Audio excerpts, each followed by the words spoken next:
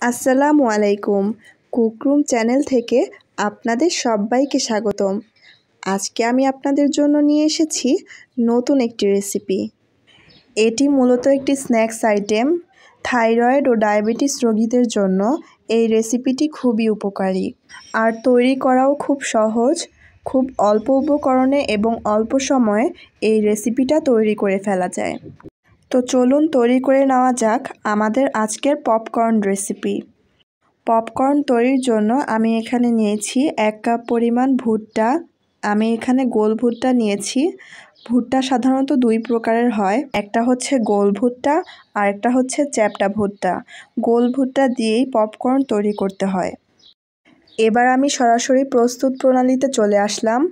এজন্য চুলায় একটি প্যান বসিয়ে তাতে দিয়ে দিলাম 3 টেবিল চামচ পরিমাণ রান্নার রেগুলার তেল। তেলটা গরম হয়ে যাওয়ার পর এর মধ্যে দিয়ে দিলাম ভুট্টা। আমি কিন্তু 1 কাপ ভুট্টার পুরোটাই একবারে ভাজবো না। হাফ কাপ ভুট্টার জন্য আমি 3 টেবিল চামচ পরিমাণ তেল নিয়েছি। এবার এর মধ্যে ছিটিয়ে দিচ্ছি হাফ চা চামচ পরিমাণ লবণ। এবার একটা কাঠির সাহায্যে অনবরত নাড়াচাড়া করতে থাকবো যতক্ষণ না পর্যন্ত 1টা বা 2টো পপকর্ন ফুটে যায়। দেখতেই পাচ্ছেন 1টা 2টো করে পপকর্ন কিন্তু ফোটা শুরু হয়ে গিয়েছে।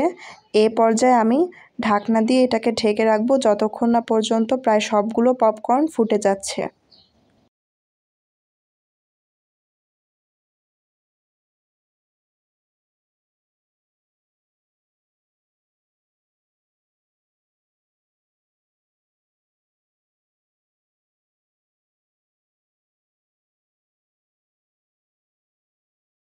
সবগুলো পপকর্ন ফুটে গিয়েছে।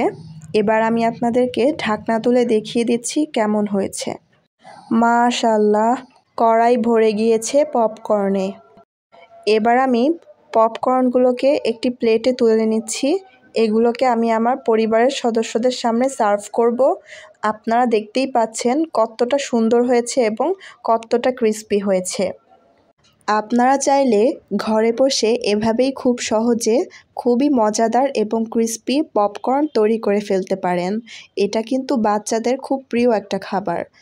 আর চাইলে বিকালে স্ন্যাক্সের সাথেও পপকর্ন রাখতে পারেন। তো আজকের ভিডিওটা এখানেই শেষ করছি।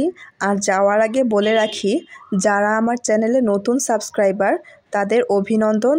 আর যারা আমার চ্যানেলটাকে এখনও সাবস্ক্রাইব করেননি তারা সাবস্ক্রাইব করে পাশে থাকা বেল আইকনটি বাজিয়ে দিবেন। এতে করে হবে কি, যখনই আমি নতুন কোনো ভিডিও আপলোড দিব তার নোটিফিকেশন সাথে সাথে আপনার কাছে চলে যাবে।